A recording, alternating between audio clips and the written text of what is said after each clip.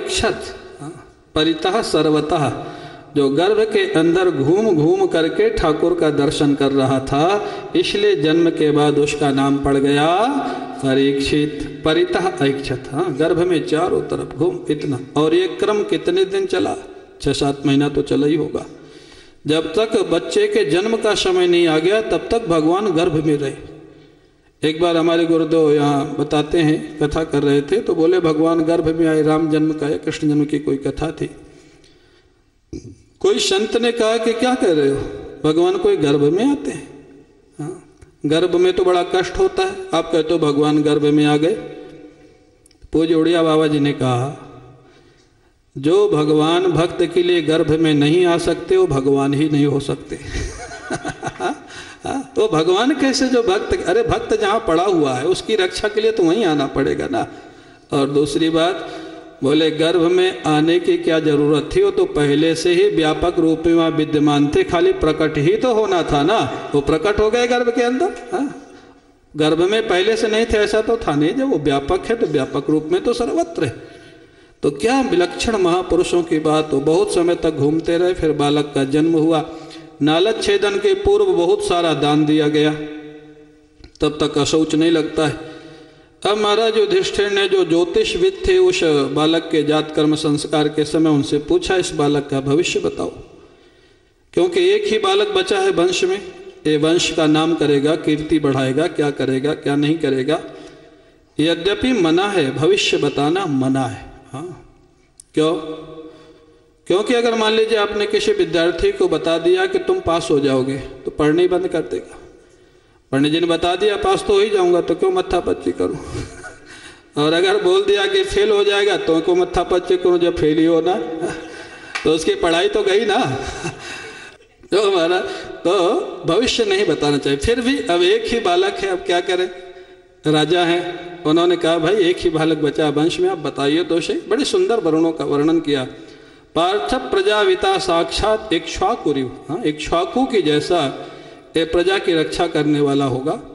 ब्राह्मण भक्त और सत्यनिष्ठ भगवान राम के जैसा होगा। सत्यनिष्ठ श्री कृष्ण के जैसे नहीं कहा, माफ करना ये ब्रज है। हाँ, लेकिन सत्यनिष्ठ राम के जैसे कहा है, क्योंकि श्री कृष्ण सत्यनिष्ठ थे नहीं ना। हाँ, तो अब महाराज बोले और दान देने में बोले शिवी के जैसे, हाँ, दधीची के जैसा होगा। पराक्रम में सिंह के जैसा होगा। हाँ, दुर्धर्ष अग्नि के जैसा होगा। गंभीर सागर के जैसा होगा। और सारे सद्गुणों में श्री कृष्ण के जैसा होगा। सारे सद्गुण में सब आ गए। हाँ, आप समझ लेना। हाँ, क्योंकि वो जो करें वो सब गुण ही है। हाँ, क्योंकि वहाँ तो दोष भी गुण बन जाता है। ये भगवान की भगवत्ता है। सारे सद्गुणों में कृष्ण के जैसा होगा। अब महाराज बालक का बड़ा भारी जन्मोत्सव मनाएगा बड़ी धूमधाम से। इसके बाद सूत जी कहते, महाभारत के समय जो विदुर जी चले गए थे ना तीर्थ यात्रा में, शास्त्र का विधान है किसी समाज में, सभा में, संस्था में अगर अन्याय हो रहा है, अधर्म हो रहा है तो शक्ति है तो उसका विरोध करो, और शक्ति नहीं है तो उससे अलग हो जाओ।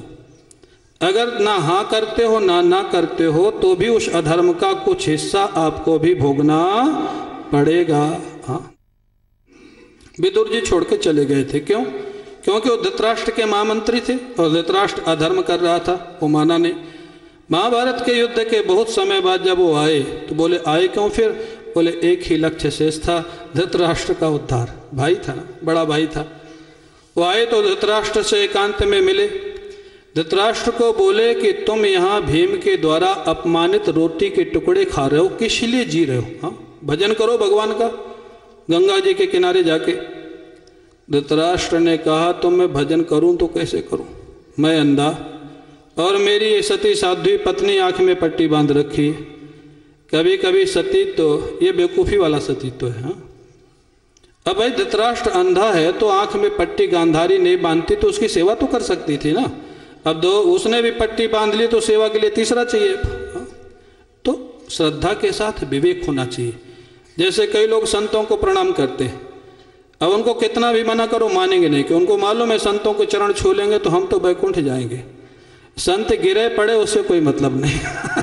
ये विवेकहीन श्रद्धा है। हाँ, हो जाए गिर पड़े, चाहे पड़ जाए, चाहे कुछ भी हो जाए। हाँ, कई माताएं कहती हैं महाराज ये तो पेड़ा खा ही लो, हम अपने हाथ से बना के लाई हैं। कहा जा रहा है कि महाराज को शुगर है, तकलीफ है, बुढ़ापा है, नहीं नहीं हम अपने हाथ से बनाए। तो क्या वो शुगर नहीं देगा क्या तुम्हारे साथ? बाबा जी मरे जिए उससे मतलब नहीं, हमारा खा लेंगे तो हमको तो वैकुंठ मिलेगा ना। ये विवेकहीन श्रद्धा है, ऐसे नहीं करना चाहिए। तो गांधारी पट्टी बांधे आंख में। महाराज धृतराष्ट्र ने कहा मैं जाना भी चाहूँ तो कहाँ जाऊँ? विदुर ने कहा अगर ईमानदारी से जाना चाहते हो तो मैं ले चलूँगा दोनों। अर्धरात्रि के समय हस्तिनापुर से महाराज ले गए सप्त सरोवर। गंगा जी के मध्य में विदुर जी ने उनको साधना बताई और ऐसी सुंदर साधना बताई, एक साधु का संग मिला धृतराष्ट्र जैसे व्यक्ति का भी उद्धार कर देते। हाँ, 5 दिन में वो ध्यान के द्वारा योग के माध्यम से शरीर का त्याग करते हैं। गांधारी सती हो जाती है और दोनों की सदगति हो जाती है। बोलिए वृंदावन बिहारी लाल की। इधर युधिष्ठिर महाराज भीमसेन के साथ विचार कर रहे हैं। अर्जुन को 7 महीने बीत गए द्वारिका गए हुए, लौट के नहीं आए, बड़े बड़े अपशकुन हो रहे, लगता है कोई दुर्घटना का संकेत है।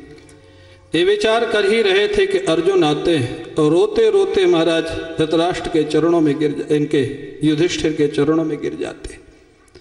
युधिष्ठिर ने अर्जुन से पूछा तुम्हारे रोने का कारण क्या है? पहले रोने के कारण क्या होते थे ये भी सुनने लायक है। क्या तुमने किसी स्त्री का अपमान किया है इसलिए दुखी हो? क्या तुमने किसी मित्र को धोखा दिया है इसलिए रो रहे हो? क्या किसी तुम जरूरतमंद लोग व्यक्ति को सहायता करने से मना कर दिया है इसलिए रो रहे हो? पहले रोने के कारण ये होते थे। हाँ। अर्जुन जब कोई जवाब नहीं देता युधिष्ठिर को भी संदेह हुआ। अर्जुन इतना रुदन कभी नहीं किया। युधिष्ठिर ने हृदय पर पत्थर रख करके प्रश्न पूछ ही लिया जो नहीं पूछना चाहते थे। कच्चित प्रेष्ठ तमे नाथ हृदय नात्म बंधुना शून्योष्मि रहितो नित्यम मन्य से अन्यथा न रुक। अर्जुन क्या तुम्हारे प्राण सर्वस्व श्री कृष्ण का तुमसे वियोग तो नहीं हो गया? हाँ? इतना व्याकुल मैंने तुमको कभी देखा नहीं।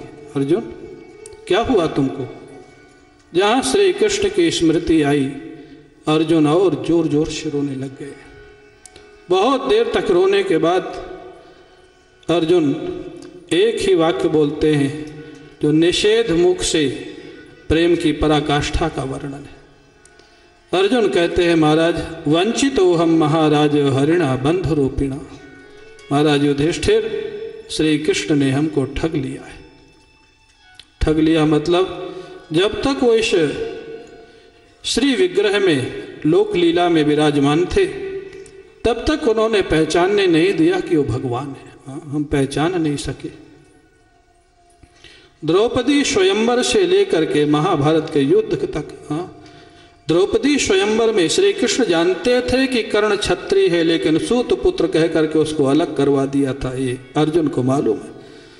अगर कर्ण को अवसर दिया जाता तो कर्ण लक्ष्य भेद कर देता और द्रौपदी का विवाह शायद अर्जुन के साथ नहीं हो सकता था।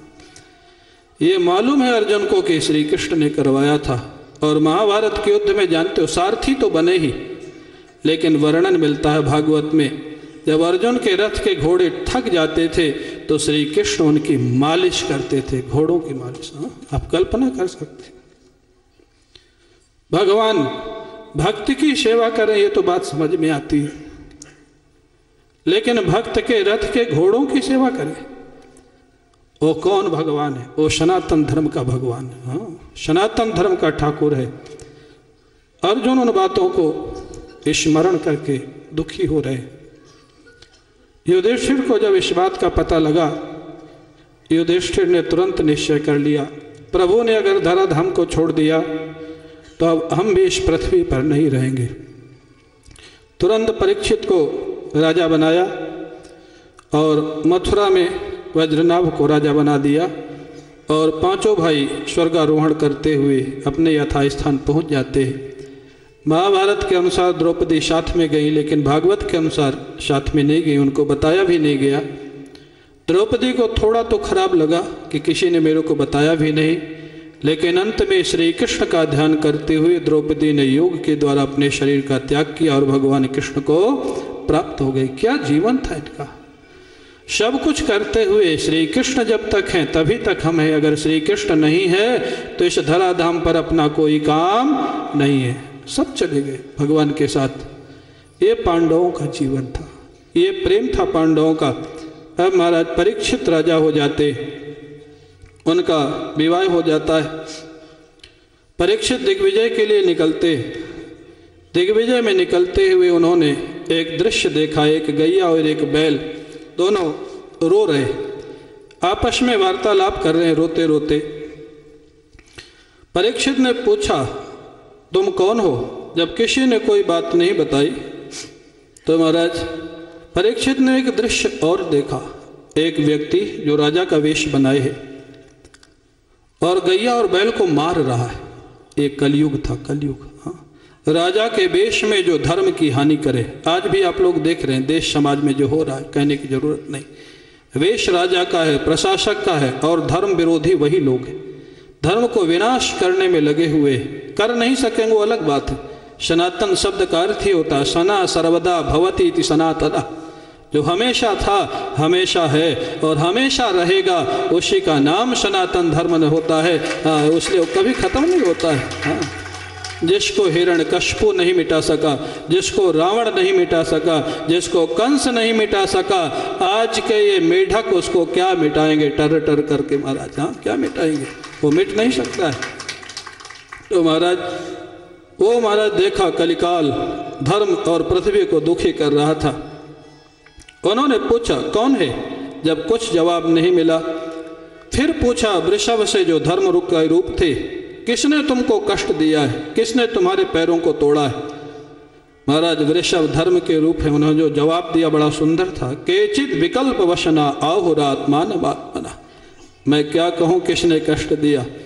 वेदांत की दृष्टि में कष्ट का मूल अज्ञान है, अविद्या है।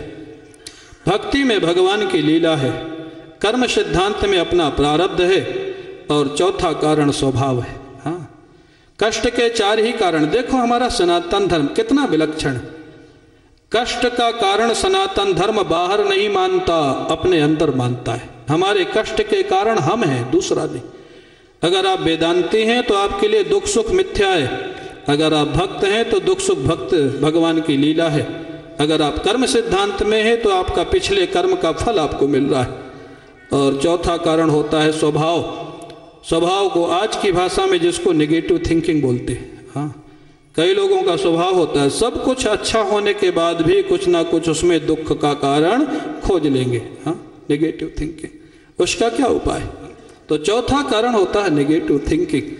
अरे अच्छा काम हो रहा है उसमें आप ऐसा महाराज खोटा काम क्यों खोजते हो? नहीं करना चाहिए। जब ये जवाब दिया तो समझ गए महाराज परीक्षित कि ये तो धर्म का रूप है। ऐसा जवाब कोई सामान्य व्यक्ति नहीं दे सकता। उठाया धनुष बाण और कलयुग के पीछे लगे मारने के लिए। कलयुग समझ गया है तो महाराज भगवान के विलक्षण भक्त है, मैं बचूंगा नहीं। बड़ा बुद्धिमान है कलिकाल। चरणों में गिर पड़ा, त्राहिमाम त्राहिमाम त्राहिमाम। महाराज राजा का धर्म होता है शरणागत की रक्षा करना। मैं आपकी शरण ग्रहण करता हूँ।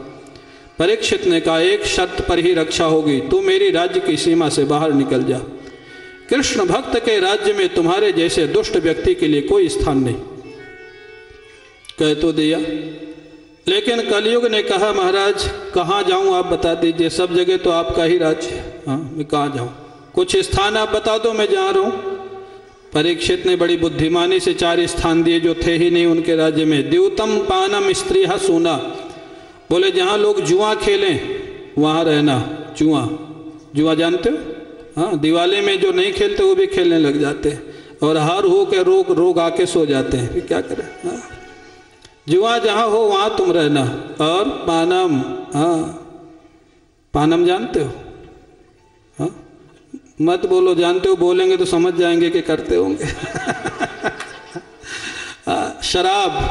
शराब जहाँ पीते हैं लोग वहाँ कलयुग का निवास होता है। शराब पीने के बाद जो होता है ना वो सब कलयुग का परिणाम होता है। जहाँ जुआ होता है वहाँ कलयुग का निवास। जहाँ शराब पीते हैं वहाँ कलयुग का निवास।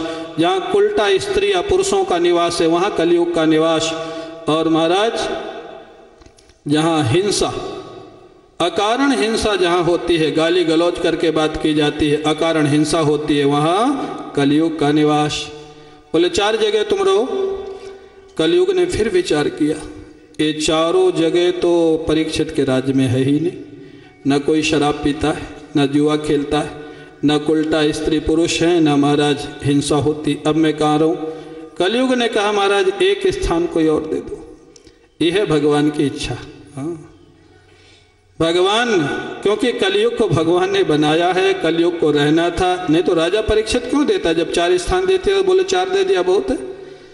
जहाँ एक बार और मांगा, भगवान की इच्छा से राजा परीक्षित से ऐसा निकल गया, बोले चलो सोने में निवास करना, सोना। हाँ, संपत्ति में कलयुग का निवास। अब तो कलयुग नाचने लग गया, राज्य से बाहर निकाल रहे थे, अब तो घर घर में रहूंगा। सारा झगड़ा संपत्ति को लेके है। हाँ, सोना उपलक्षण है, क्योंकि सोने में, धातुओं में सोना मैं हूं, ये भगवान स्वयं कहे, भागवत में ही है, धातुओं में सोना भगवान का रूप है। तो सोने में कलयुग है या सोने में भगवान है। यहाँ कहते हैं कि सोने में तुम रहना, तो कलयुग का निवास है भगवान का। तो एक संत ने बड़ी अच्छी बात कही, बोले दोनों का है। बोले वो कैसे। बोले जो 1 नंबर वाला है उसमें भगवान रहते हैं। आप समझ गए होगे आप लोग। हाँ, जानते हो ना, ये नंबर तो आप लोग सब समझते हो। हाँ? जो ईमानदारी की कमाई की संपत्ति है उसमें भगवान रहते। भगवान माने वो सुख शांति देती, और जो बेईमानी की कमाई है उसमें कलयुग रहता है, वो अशांति देता है, वो दुख देता है। महाराज अब तो कलयुग बड़ा प्रसन्न हो गया, रहने लग गया। अब वो भगवान की इच्छा थी, कलयुग को रहना था। महाराज राजा परीक्षित एक दिन शिकार